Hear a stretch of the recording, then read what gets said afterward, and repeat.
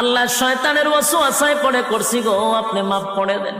চোখের পানিগুলো ছেড়ে দিয়া যদি আল্লাহর দরবারে আপনি দরখাস্ত করেন, আমার আল্লাহ বলেন, বান্দারে যৌবনকালে যদি একবার ডাক দেস, আমি 70 বার বান্দা তোর ডাকে জবাব দিই।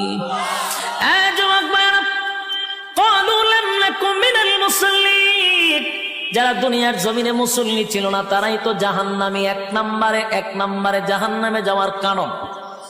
আল্লাহর নবী বলেন, উম্মতেরারি হাশরের মাঠে যদি হিসাব হয়, আউয়ালু মা ইউহাসাবু বিহিল আবদু ইয়াউমাল কিয়ামাতিস সালাহ, কিয়ামতের ময়দানে সর্বপ্রথম হিসাবটা হবে নামাজে। বলুন কিসের?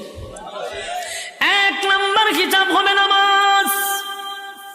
অথচ আমাদের সমাজের মানুষ নামাজটাকে বড় অবহেলা করে, নামাজ পড়ে না, হেলায় আর কেলায়। জিগাইল